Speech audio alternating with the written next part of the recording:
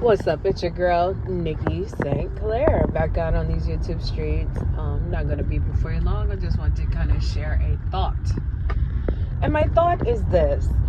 You know, you got Kamala Harris, Vice President Kamala Harris. She's laughing. She's going to continue to repeat the same things. If you ask her, is the sky blue? She's going to be like, well, I grew up in a small town and with a hardworking mom, and she's gonna give you that same speech over and over again. No matter what, she's gonna get on the microphone and chuckle and look around and tell you the same thing she's been telling you, and that's it. And you know why she's laughing? Because she's about to laugh all the way to the White House. I don't care if the whole world voted for Trump. The electoral votes and the way that it's set up, if they decide that's what they want and unanimously they all dislike Trump and they feel like she will be the better person to do it for the job, then that's what it will be. And I'm not saying this. You can vote for whoever you want to vote for. If you want to vote, I'm not trying to discourage you. But I have to really be clear, and this is what I feel. I feel like she already knows she's going to win. I don't care if she only has 2 votes. I don't care if she just gets up there and starts singing Al Green like Obama did. Or perhaps get up there and say nothing, but chuckle and laugh. At the end of the day, she is going to be president. She's going to be president because she is a tool, and she's going to do whatever she's told. And it's a fixed fight, so I believe. And as far as Trump is concerned, he's got a lot of support. They've tried to use the scare tactic. They've tried to bring up his actions as to when he was not president. And they try to force feed it to us. But no one ever talks about Biden being I think it was a yellowtail, something like that. That was kind of a division of a racist group. No one ever talks about it. And if it ever gets brought up, it is buried somehow. It is laughed off. It is brushed off. And it's like a, hey, look over there. Do you see Diddy? Look, Usher's singing There Goes My Baby. You know, so, and it's a game. I feel like Dick Gregory when he used to say it's a game. It is a game. And I feel like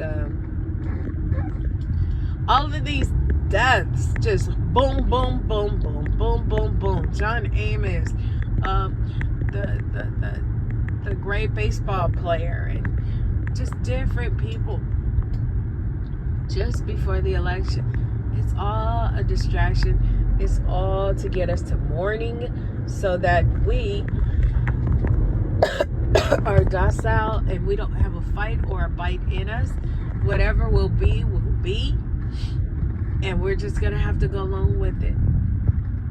Every time they say, hey, what are you gonna do about the high groceries and the high gas prices? You know, she immediately goes into, yeah, so what I'm going to do is, and my focus is small business. And, you know, when my mother was young, she raised us, and she had a friend who had a small business, and it's just like, oh my God. So y'all want to run to the polls? Go ahead and vote for whoever you want to vote. You can, or you don't have to vote at all, for all I care. But At the end of the day, this system is being made a mockery. And I honestly think that presidents are selected and not elected. And, I wouldn't be surprised if Trump was put away for good, unfortunately. And they move forward with the agenda. I think a lot of people are getting on board to hear what he has to say, because Biden and Harris have been in the office for 4 years and things have just gotten worse. Bills are high. Excuse me for coughing. No one can afford anything. People want to go on strike. Things and laws and bills are being passed. There's been an order of protection for these migrants that have come. They're getting overpaid while we're yet working 40 to 80 hours a week, being underpaid. And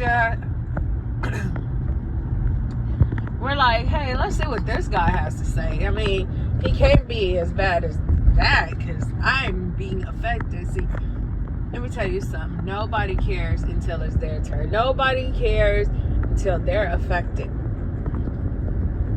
And now that we are all feeling this recession,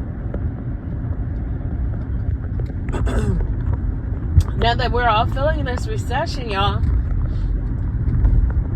we're like, well, let's look at Trump again. And I myself have been in a relationship out on a rebound.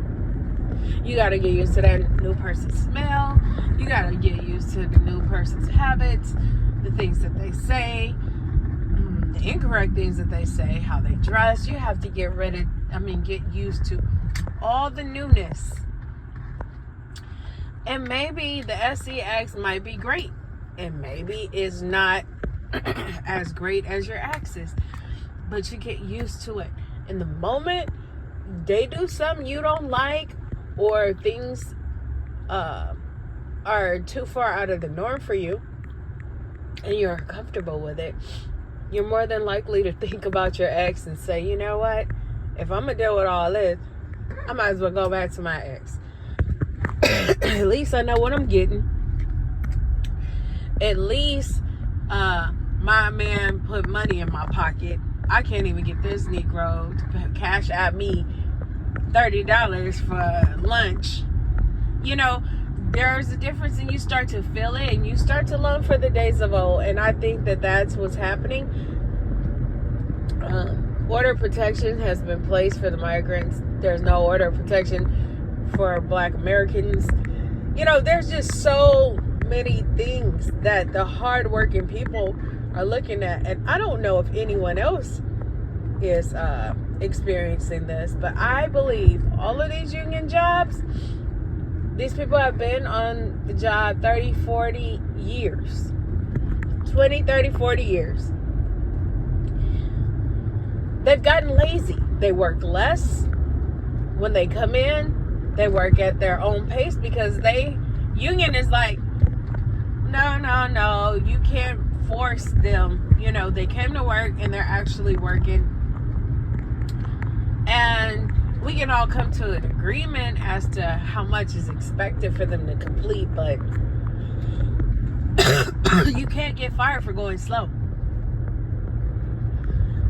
And you can't and it's hard when you're in a union. It's hard when you have a good union. It's hard for them to fire you. And sometimes when they fire you, they got to bring you right back, and they got to back pay you. And they've given the people the power for so many years, and because the people know the system that are in the unions, they are barely working, and they're doing just enough to get by, because the hard-working man these days has stopped working hard. They feel like the company does not care about them, and people have become very passive, especially when it comes to like social services and working with the public relations and things. These people are in charge of all kind of cases and all kind of profiles to like help place the homeless and, you know, help with this and do that. And being that if they work for the county or the state or whatever, they're going to work at their own pace and go home and go on vacation. They're going to still get paid. And if they feel like they don't get paid enough, they promote from within. So all they're going to do is just take a test, go get paid, and find another job within the system where it requires less work and more pay. Because the object of the game is to work smarter and not harder. And no one is empathetic to these people out here except for the people standing next to them. The people with the power to change people's lives, they do not care. And I feel like as long as there was low class, middle class, and high class didn't care about nobody under them, and middle class didn't care about nobody under them. But guess what? Now it's being separated, and you either high or you're low. And now everybody's crying, and everybody wants change, and everybody wants to see a difference. And now it's like power and number. Oh, it's a shame, you know, and we have homeless, and me and my family, we can't even walk down the street, and there's tents everywhere and campers, and middle class is crying because the disease of being homeless and the epidemic of drugs has spread to a town near you. See, they're going to the middle class neighborhoods. They're on fentanyl. They're on crack. They're on all kind of drugs. And ain't it funny? They don't all want to be down at Skid Row. Skid Row is overpopulated, y'all. And the nerve of them not wanting to accept no voucher to go live nowhere, but they want to go to a nice neighborhood and lay on the ground near your house and pee and defecate on your sidewalks and park their dirty, raggedy campers on your street. Oh yeah. So now everybody's crying and everybody's looking for Trump to save them because they are not happy. And it's affecting us all down here. So anyways, you can do what you want to do. Sorry for the coughing. I don't know, I'm having a reaction or something. But I'm Nikki St. Clair. Thank you. You could have chosen to be anywhere, but you chose to stop by here. And for that, I'm ever grateful. Like, comment, and subscribe. And I'll talk to you later. Bye.